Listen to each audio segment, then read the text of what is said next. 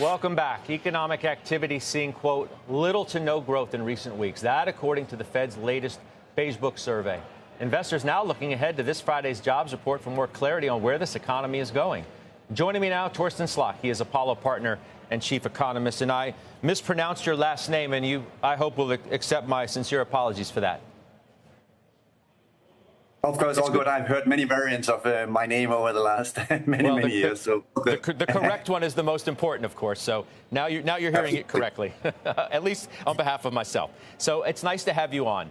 What'd you make of this Beige Book? Normally, as I said, sort of blah, and now we're like, oh, that's interesting. You're absolutely right. No, you're right, Scott. Normally, we don't really pay too much attention to the Beige Book, but the combination of the Beige Book today beginning to send some quite worrying signals, a lot of talk about tariffs, talk about the labor market slowing, and still talk about upside risk to inflation.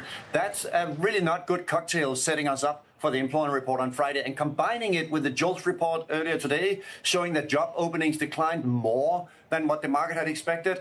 It is really the case that the data here, especially today, is beginning to look somewhat weaker and should be raising some eyebrows at the Fed. Does the Beige Book match up with the Slok book, what your own outlook suggests? It does, because we're facing three headwinds to the outlook at the moment. Number one, of course, is tariffs. We've talked about this for basically the last 6 months, that tariffs, of course, are a major uncertainty factor for business planning. Tariffs are a major uncertainty factor for consumers. The second thing that's also a headwind to the outlook is immigration restrictions and deportations. The administration wants to deport 3,000 people every day. If you multiply that by 365, you get that deportations run in round numbers at around 1 million a year. That's a very meaningful decline in the labor force, and that also is therefore a risk to downside for employment. And finally, what's not talked much about is that there's also a headwind coming from student loan payments restarting. Since May, if I'm not paying my student loan, it will be reported to the rating bureaus, to Experian, to Equifax, to TransUnion, that I'm not paying my student loan on time. And if I have a FICO score, for example, of 760, New York Fed work shows that if I'm not paying my student loan, my FICO score will go down by 170, meaning straight into subprime. And given that 45 million people in the US have a student loan, that's about 20% of the population, that means that the headwind coming to consumption, because people have a harder time getting a loan to buy a car, to buy a house, that means, in summary, Scott, to your question, that the headwinds that the economy is facing, they do argue for the JOLTS report getting weaker, and also for the weakness that we saw in the Beige Book today. Well, I mean, the Beige Book screams stagflation, does it not? That's exactly right. And that is also the nature of the shocks. If you're thinking about it, tariffs by definition means higher prices and lower sales. That's a definition of stagflation. Likewise, also immigration restrictions and deportations also means higher prices, in this case, higher wages for workers in the sectors where unauthorized immigrants are working, and at the same time, less employment growth. So this is the challenge for the Federal Reserve going into the meeting they have, namely, on the one hand, inflation is going up, and on the other hand, the labor market is slowing down. So the key issue will be, namely, will we see a sharper slowdown in the labor market on Friday? And the risks are beginning to rise that the numbers could be a bit worse.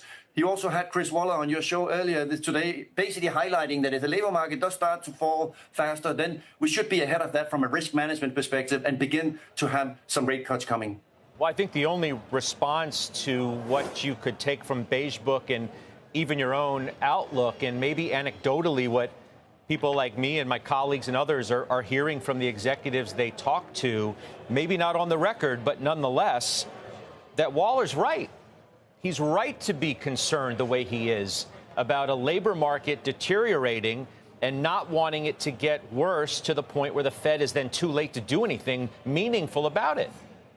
Absolutely. And Waller had in his speech last Friday in Miami, in footnote 4, a commentary around that he has seen weekly data from ADP where he was saying in the footnote that that weakness continued into August. So that means that the data that we get on Friday, not only are we seeing the JOLTS data that was admittedly for July, but getting still to show a very clear weakening trend.